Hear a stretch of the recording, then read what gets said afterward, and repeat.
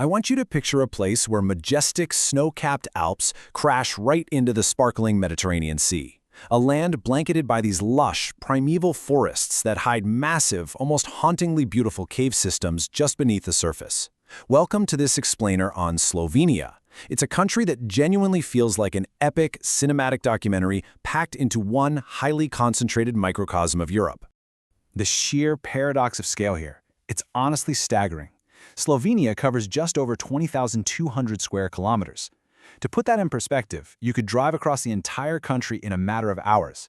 Yet, within those tight borders, it's as if someone took the most dramatic landscapes of Europe and just squeezed them all into one frame. You've got towering alpine peaks, a sun-drenched coastline, deep subterranean gorges, and some of the absolute oldest forests on the continent. Chapter 1. The Crossroads of Europe. Let's see how geography completely shaped this nation's destiny. 60.4%. That is the exact percentage of Slovenia covered by dense, primeval forests. Think about that for a second. That makes it the second most forested country in all of Europe, right behind Finland. If you were flying over it, the dominant color is just this vibrant, unbroken sea of green, interrupted only by jagged limestone peaks and winding, crystal-clear rivers. And it gets wilder, because four major European geographic zones dramatically collide right here. You have the towering Alps up in the north, the rugged Dinaric Mountains stretching to the south, the flat agricultural Pannonian Plain to the east, and the warm Mediterranean Sea to the southwest. Now, this isn't some gradual, gentle shift. No, these completely distinct ecological and geological worlds literally smash into each other inside this one tiny nation. But beneath the surface? Well, that builds into something even more mysterious. It's called karst topography. Down in southwestern Slovenia, water slowly dissolves the carbonate limestone bedrock, carving out these extensive, haunting underground networks, like the world-famous Postonia and Škocjan caves. It's an entire subterranean underworld. It's even home to the this blind, cave-dwelling creature that just navigates the dark waters. Fun fact, the actual scientific word karst, which geologists use worldwide, comes directly from this exact region in Slovenia. Chapter 2. A Crucible of Empires. Because a land this perfectly positioned doesn't stay quiet for long. The borders here haven't just shifted. They have been fiercely contested for millennia. This territory, it was an outpost for the Roman Empire way back in the 1st century.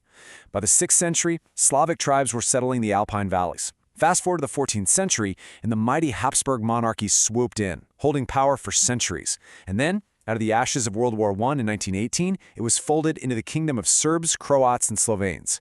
So we're talking about a land that has been continuously claimed, occupied, and violently reshaped by massive competing empires. But the human footprint here goes back way further than the Romans. Consider the Divya Babe flute. This is a cave bear bone pierced with distinct holes discovered in a Slovenian cave, and it dates back roughly 43,100 years. It was likely crafted by Neanderthals. Let that sink in for a moment. This very well might be the world's oldest known musical instrument. Culture has quite literally been echoing through these valleys since the dawn of humanity. Chapter 3. The Fight for Independence, the Modern Struggle for a Truly Sovereign Identity. It started with an idea that eventually ignited a whole movement. In 1987, the 57th edition of a magazine called Nova Revea published explicit demands for democratization and Slovenian independence. Now, this wasn't some military decree, it was a profound intellectual awakening. It sparked what became known as the Slovenian Spring, bravely laying the political and cultural groundwork for a democratic, independent state. And when the time finally came to actually secure that independence in 1991, the conflict was remarkably stark and brief. Just 10 days. The 10-day war against the Yugoslav People's Army was rapid and it was decisive. It halted further military enforcement and allowed the nation of Slovenia to officially step onto the world stage, fully independent. Chapter 4. A Green Economic Powerhouse. Let's look at what emerged from the ashes of that conflict. Slovenia didn't just slowly join the Western economic sphere, they absolutely sprinted into it. In 2004, they joined both the European Union and NATO. By 2007, they were the very first transition country to adopt the euro currency, and by 2010, they became members of the OECD. It really is a masterclass in swift, successful integration. They took this highly developed, traditional industrial base and just merged it seamlessly with modern IT and financial services. But what truly sets them apart is how they did it. They didn't sacrifice their stunning environment for all this economic growth. Far from it, actually. In 2016, the organization Green Destinations declared Slovenia the world's very first green country. Their commitment to sustainable tourism and environmental protection, it's a core national priority. Remember that 60.4% forest coverage we talked about? They know their nature is their absolute greatest asset, and they guard it fiercely. Chapter 5. Culture at the Core. How Identity Survives Centuries of External Pressure. Today, the nation is quite homogeneous, with Slovenes making up 83.1% of the population. But what's really beautiful here is how the Constitution explicitly protects its minority groups. The Hungarian, Italian, and Roman communities are legally protected, to the point where, in border regions, you will actually find entirely bilingual municipalities and even bilingual passports. Now, linguistically, there is only one official national language, Slovene. Yet, within this incredibly tiny area, linguists have identified up to 50 distinct regional dialects. 50! You can drive 30 minutes down the road, cross over a mountain pass, and hear a completely different variation of the language. It's an amazing testament to how the rugged, mountainous terrain historically isolated these communities, weaving this profound, dense cultural texture into a really small space. So, I want you to think about everything we've covered so far. The intense, varied geography, the tumultuous history, the drive for independence. And ask yourself this: how does a nation of just 2.1 million people, which is literally smaller than many major cities, absolutely dominate the global sporting stage? Chapter 6. A Nation of Champions. This is where it gets really fun. Because the global impact of Slovenian athletes is, frankly, astonishing.